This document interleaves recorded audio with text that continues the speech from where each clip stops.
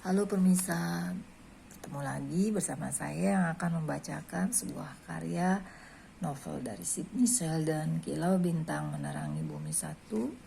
Ini sekarang masuk episode bagian 3B. Oke, langsung aja ya pemirsa. Anak-anak di sekolah mengenal banyak permainan yang belum pernah didengar Lara. Mereka bermain dengan boneka dan mainan lain. Dan ada yang mau bermain dengan Lara. Tapi dengan hati sakit Lara menyadari bahwa ia tidak mempunyai apa-apa. Dan masih ada yang lebih dari itu. Beberapa tahun kemudian Lara mulai mengenal suatu dunia baru. Suatu dunia di mana anak mempunyai ibu dan ayah yang memberinya hadiah dan mengadakan pesta ulang tahunnya. Dan mencintainya dan memeluk serta menciumnya. Dan untuk pertama kali Lara mulai sadar bahwa ia begitu banyak kehilangan dalam hidupnya. Dan itu membuatnya merasa sangat kesepian. Rumah kos itu adalah sekolah juga. Yang berbeda sifatnya semacam mikrokosmos mini tempat berbaur berbagai bangsa. Lara belajar membedakan kebangsaan mereka dari nama-nama mereka. Misalnya Mac dari Skotlandia, Hodder dan Pike dari Newfoundland, Chiasson dan Aushin dari Prancis, Judas dari Kosik dari Polandia. Para penghuni itu terdiri atas penebang pohon, nelayan, penambang, dan pedagang. Di pagi hari mereka semua berkumpul di ruang makan besar untuk sarapan pagi dan di malam hari untuk makan malam. Dan percakapan mereka sangat memikat perhatian Lara. Setiap kelompok seakan mempunyai bahasa misterius masing-masing. Ya, karena ini campuran bahasa asing ya pemirsa. Oke, lanjut.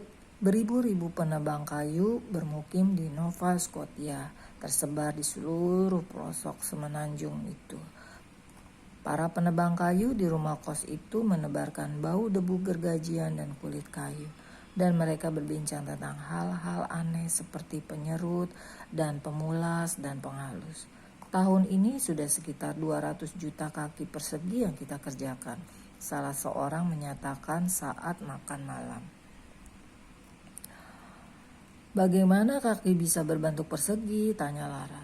Semuanya tertawa tergelak-gelak. Nah, kaki persegi artinya sepotong kayu berukuran satu kaki keliling dengan tebal 1 inch. Nanti kalau kau besar dan menikah, kalau kau ingin membuat rumah berkamar 5 terbuat dari kayu seluruhnya, kau akan perlu 12.000 kaki persegi kayu. Aku tidak akan pernah menikah, Lara bersumpah. Ke rumah kos itu dengan tubuh berbau udara laut dan mereka berbincang tentang eksperimen baru ternak kerang di Ore Lake dan saling membual tentang keberhasilan mereka menangkap ikan, kod dan ikan herring dan makarel dan haddock. Tapi penghuni yang paling menarik minat Lara adalah para penambang. Ada 3.500 penambang di Cape Breton, melayani kapal batubara di Lingan dan Prince dan Palen. Lara menyukai nama-nama tambang itu. Ada yang namanya Jubiel, Last Chance, Black Diamond, dan Lucky Lady. Ia juga sangat senang mendengar perbincangan mereka tentang pekerjaan hari itu. Apa itu yang dibilang tentang Mike? Itu benar, anak malang itu sedang berangkat gelidik di atas dokar dan sebuah box lari dari relnya dan menimpa kakinya sampai hancur. Mandor sialan itu bilang bahwa itu salah Mike sendiri yang kurang cepat menghindar dan lampunya ditahan. Lara bingung, apa sih artinya itu? Salah seorang penebang menjelaskan, artinya Mike sedang akan berangkat gelidik di atas dokar. Itu adalah lori yang mengangkut pekerja ke bagian masing-masing. Sebuah box, artinya lori batu bara terlepas dan membentur.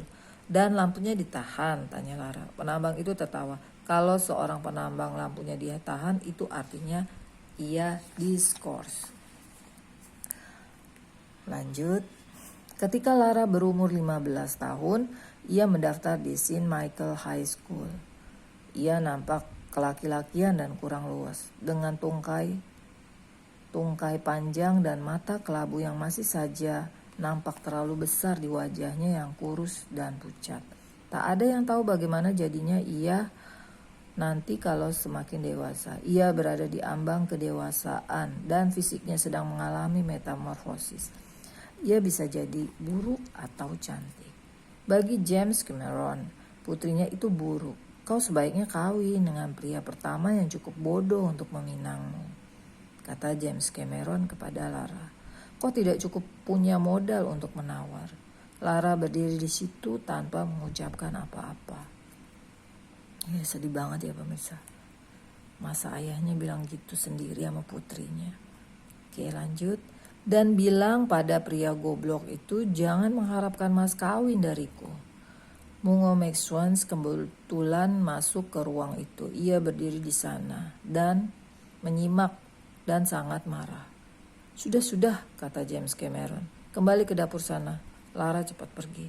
Mengapa kau begitu terhadap anak perempuanmu? Tanya Maxwell menuntut. James Cameron mengangkat wajahnya dengan pandangan kabur. Bukan urusanmu. Kau mabuk. Memang, tak ada yang lain, kan? Kalau bukan perempuan, ya whisky. Maxwell menuju ke dapur di mana Lara sedang mencuci piring di bak cuci. Matanya terasa panas, kena air mata yang mengenang. Maxwell merangkul, tidak apa-apa nak, katanya. Ia tidak bermaksud begitu. Ia membenciku. Tidak, ia tidak membencimu. Belum pernah ia bicara dengan baik kepadaku, sekalipun belum. Tak ada yang bisa dikatakan Maxwell lagi. Lanjut. Di musim panas banyak turis berkunjung ke Glasby. Mereka datang naik mobil-mobil mewah.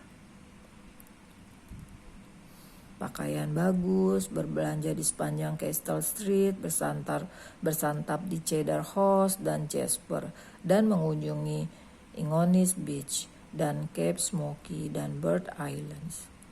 Mereka adalah makhluk-makhluk superior dari dunia lain, dan Lara merasa iri pada mereka dan ingin sekali lari bersama mereka saat mereka meninggalkan tempat itu di akhir liburan musim panas. Tapi bagaimana? Lara mendengar cerita-cerita tentang kakeknya Maxwell. Si brengsek tua itu tidak setuju aku mengawini putrinya yang disayanginya. Itu kata James Cameron ya, mengingat bahwa dia dulu menikah dengan putrinya Maxwell yang bernama Peggy. Demikian James Cameron mengomel kepada penghuni mana saja yang mau mendengarkan. Ia kaya sekali, tapi kau pikir ia memperdulikan aku? Tidak, padahal Peggy kuperlakukan dengan baik. Dan Lara berkhayal bahwa suatu saat kelak kakeknya akan datang untuk mengambilnya dan membawanya ke kota-kota gemerlap yang sering dibacanya, London dan Roma dan Paris. Dan aku akan mengenakan pakaian-pakaian bagus, ratusan gaun dan sepatu baru. Tapi dengan berlalunya bulan-bulan dan tahun-tahun dan tidak ada kabar apa-apa dari kakeknya, akhirnya Lara sadar bahwa ia tidak akan pernah melihat kakeknya. Ia ditakdirkan untuk menghabiskan sisa hidupnya di Glasby. Ya ampun, sedih banget ya pemirsa. Oke, nanti lanjut ke bab 4 ya pemirsa. Oke, sekian dulu dari saya. Salam. Bye-bye.